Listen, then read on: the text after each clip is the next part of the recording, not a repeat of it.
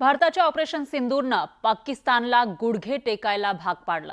भारताच्या बलशाली सैन्यानं पाकिस्तानला लोळवतानाच अप्रत्यक्षपणे चीन आणि तुर्कीलाही झटका दिला। त्यामुळे पाकिस्तानच्या पराभवाचे पडसाद बीजिंगमध्येही उलटले। एक बाहुला बिनकामाचा ठरल्यानंतर आता चीननं त्याचा दुसरा बाहुला बनलेल्या बांगलादेशला चावी भरल्याचं दिसतंय।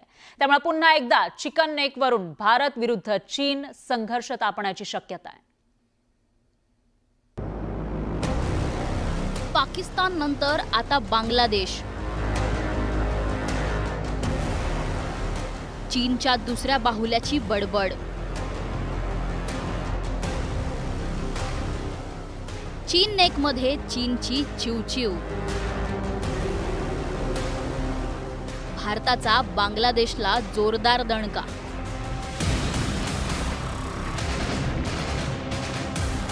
भारतानं पाकिस्तानला अद्दल घडवत एकाच वेळी आपल्या 4 शत्रूंच्या नांग्या ठेचल्यात। कारण पाकिस्तानला शस्त्र आणि ड्रोन पुरवठा करणाऱ्या चीन आणि तुर्कीला भारतीय लष्करानं धुदू धुतलं। चीनी बनावटीच्या AF-16 आणि JF-17 विमानांचा धुव्वा उडवत भारतानं पाकिस्तानसह चीनला दणका दिलाय। त्याचवेळी तुर्कीनं दिलेला लढाऊ ड्रोन्सची राख करत भारतीय लष्करानं तुर्कीलाही झटका दिलाय।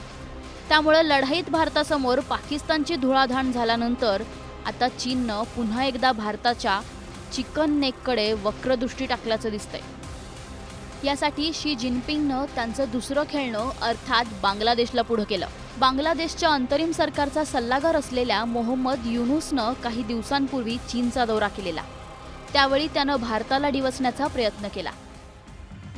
भारताच्या ईशान्येकडील राज्ये पूर्णतः समुद्राशी संबंधित नसलेली आहेत आणि या प्रदेशात बांगलादेश समुद्राचा एकमात्र रक्षक आहे असं विधान युनूसनं केलंय। तो एवढ्यावरच थांबला नाही तर त्यानं चीनला बांगलादेशातील लालमोनिरहाटमध्ये हवाई तळ बांधण्याचं निमंत्रण देऊन टाकलं। लालमोनिरहाट जिल्हा भारतातील सिलिगुडी कॉरिडॉरच्या अगदी जवळ आहे। त्यामुळे चीननं बांगलादेश आणि पाकिस्तानला पुढे करत भारताची कोंडी करण्याची खेळी केल्याचं दिसतंय। आता चीनची ही चाल समजून घेण्यासाठी चिकन नेक नेमकं काय आहे हे समजावं लागेल। ईशान्येमधील 8 राज्यांना भारताशी जोडणारा चिकन नेक कॉरिडॉर हा एकमेव मार्ग आहे। 60 किमी लांबी आणि फक्त 22 किमी रुंदी या मार्गाला सिलिगुडी कॉरिडॉरही म्हणतात। या कॉरिडॉरच्या दक्षिणेस बांगलादेश आहे आणि उत्तरेस नेपाळ, भूतान आणि चीन आहे। भारताच्या सुरक्षेच्या दृष्टीनं या कॉरिडॉरचे धोरणात्मक महत्त्व आहे। हा पट्टाच ईशान्य सीमेवर भारताच्या सैन्याची मुख्य ताकद आहे। या कॉरिडॉरवर चीन, बांगलादेश आणि पाकिस्तानचे नेहमीच लक्ष राहिले।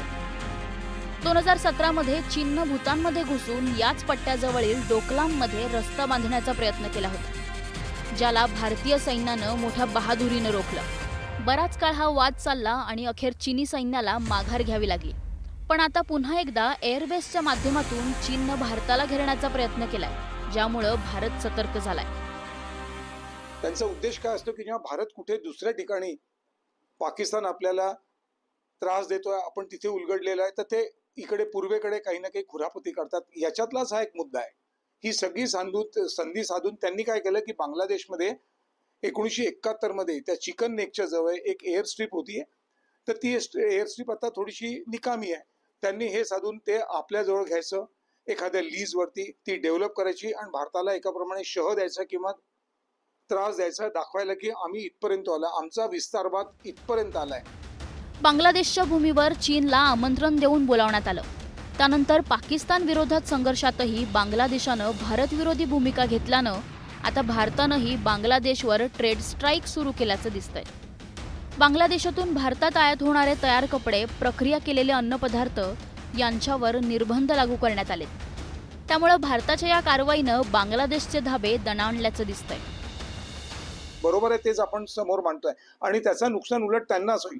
ते वाटेल तसे पत्रक काढतील, पहिलेच ते कर्जामध्ये आहे आणि पहिलेच त्यांचा जो काही जुळत नाहीये, त्याच्यामुळे त्यांना आपण त्याच्यानंतर आता सुरुवात झालेली आहे त्याच्यावरती हळूहळू आणि लोकल मीडियामध्ये, आणि मग ते त्यांना मोठ्या प्रमाणात जेव्हा त्यांचं येईल तर आपण त्यांना मोठ्या प्रमाणात ते उत्तर देऊ, जेणेकरून त्यांचं जे साहित्य आहे ते तिथे म्हणजे पुढे येऊ देणार नाही।